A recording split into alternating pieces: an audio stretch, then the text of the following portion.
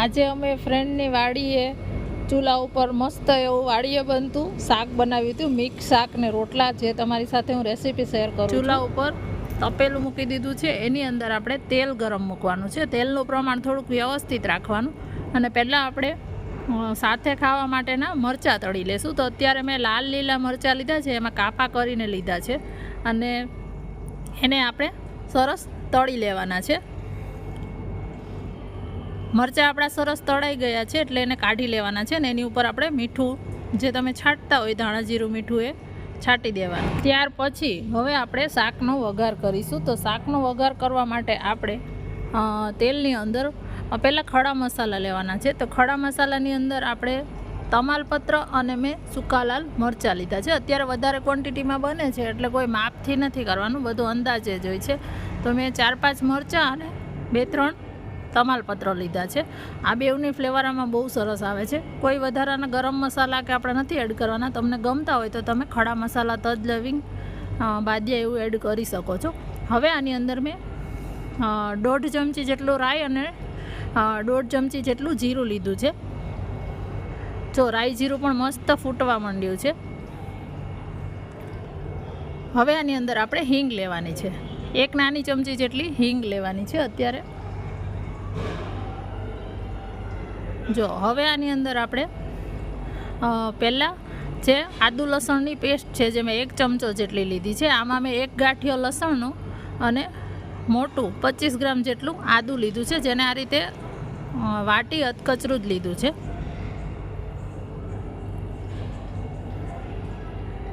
તો ચૂલા ઉપર હોય એટલે તાપનું જોતું રહેવું પડે છે અને તેલ એકદમ જ જલ્દી આવી જાય એટલે ફટાફટ વઘાર કરી દેશું. તો એના માટે પહેલાં મેં અત્યારે હળદર લીધી છે. 1.5 ચમચી જેટલી મેં મોટી 1.5 ચમચી જેટલી હળદર લીધી છે. ત્યાર પછી આ મેં મિક્સ શાક છે. તો આની અંદર મેં વાલોળ, ફ્લાવર, રીંગણ, બટાકા, ટામેટાં આ બધું લીધું છે. અત્યારે ટામેટાની અંદર નથી લીધા, પણ અત્યારે મેં આટલું જ શાક લીધું છે. તમે હવે શિયાળામાં તો સરસ શાક આવશે, તો જે શાક મળે તમને એ શાક તમે લઈ શકો છો. વાલ વટાણા પણ લેવાના છે, મારી પાસે નહોતા એટલે મેં નથી લીધા.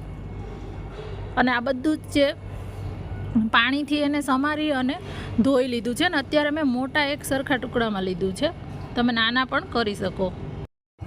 મોટા ટુકડા કરેલા હોય એટલે ફોડવા બધા સરસ રહેશે આખા, અને ચૂલા ઉપર પાકશે શાંતિથી, એટલે એમાં સ્મોકી ફ્લેવર પણ બહુ સરસ આવી જશે. એને હવે ફેરવી લેવાનું છે. એ વઘાર છે એ બધો સરસ આ શાકભાજીમાં બેસી જાય એટલા માટે. અને આને શાંતિથી જ ચડવા દેવાનું છે. આ ચડતા 1 કલાક ઉપર લાગે છે. હવે આને થોડી વાર માટે આમ જ તેલમાં સાતળવાનું છે કે જેથી એમાં બધું તેલમાં ચડશે થોડુંક શાક.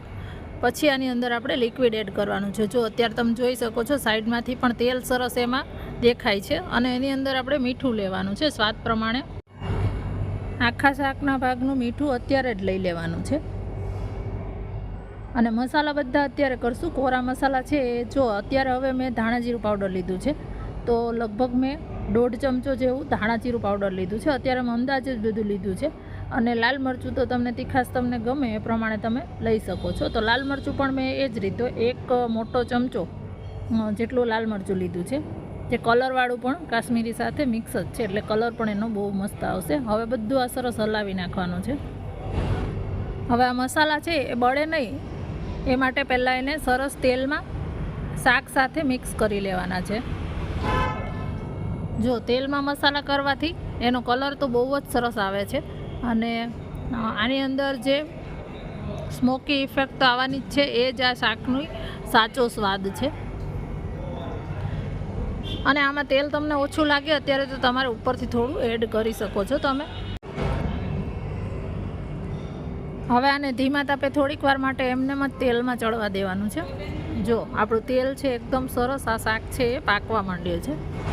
થોડી વાર માટે એમનેમ જ તેલમાં શાકભાજી ચડે ત્યાર પછી એની અંદર હવે આપણે આ રીતે ચેક કરીને વચ્ચે વચ્ચે ચેક કરતું રહેવાનું કે નીચે બેસતું નથી, કારણ કે હજી આપણે પાણી કે એડ નથી કરેલું. તો સરસ આ શાક છે એ પાકવા માંડ્યું છે. તો હવે આપણે એની અંદર પાણી એડ કરીશું. તો પાણી છે એ શાકને ચડવા માટે, અને આપણે અત્યારે ખુલ્લું જેને ભઠ્ઠામાં ચડવા દેવાના છે એટલે એમાં પાણી પણ એડ વધારે કરવું પડશે. અને અત્યારે શાક પણ આપણે રસાવાળું કરવાના છે, બાજરાના રોટલા સાથે ખવાય એવું. એટલે અત્યારે મેં 1 લોટા જેટલું પાણી એડ કરેલું છે.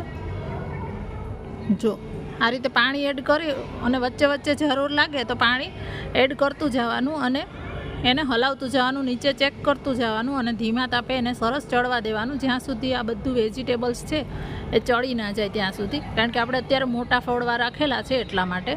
જો આ રીતે મસ્ત શાક છે દેખાય જ આવે છે અને ઉપર તેલ છૂટું પડી ગયું છે અને શાક આપણું સરસ ચડી ગયું છે.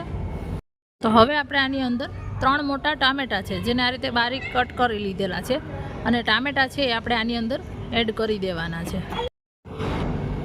ટામેટાં એડ કર્યા પછી આને રસો પણ ચેક કરી લેવાનો અને ટમેટાં છે એ શાકભાજી ચડી જાય ત્યાર પછી લાસ્ટમાં જ એડ કરવાનો છે, જેથી ટમેટાના લીધે શાકભાજી છે એ ચડશે નહીં એટલા માટે. અને રસો છે એ તમને કેટલો કરવો છે એ પ્રમાણે તમારે રાખવાનો. અત્યારે મને થોડો ઓછો લાગે છે એટલે હજી હું થોડું પાણી એડ કરીશ. તો એની પહેલાં આપણે અડધી ચમચી જે રેગ્યુલર ચમચી જેટલો ગરમ મસાલો લેશું. ગરમ મસાલાથી એની ફ્લેવર બહુ સરસ આવશે અને લાસ્ટમાં જ આપણે એકદમ થોડો એવો ઉમેરવાનો છે. જો તમે ખડા મસાલા લીધા હોય તો ના લેવો હોય તો પણ ચાલે. હવે આ રીતે સરસ ચેક કરી લેવાનું કે કેટલું પાણીની જરૂર છે. પાણી છે એ ચૂલા ઉપર બનાવીશું એટલે પાણીનું પ્રમાણ આમાં વધારે જ જોઈશે.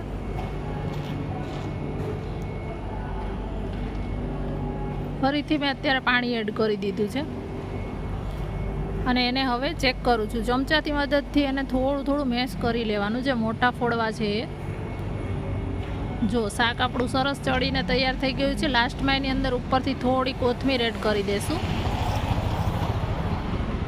જો એટલું મસ્ત દેખાવમાં આ શાક તમે ઘરે બનાવો અને આ રીતે ચૂલા ઉપર બનાવો એનો અલગ જ સ્વાદ આવે છે. બહુ સરસ એવું આજે શાક મેં તમારી સાથે રેસીપી શેર કરી છે અને સાથે છાશ પણ હતી જે અત્યારે વિડીયોમાં બતાડતા હું ભૂલી ગઈ છું.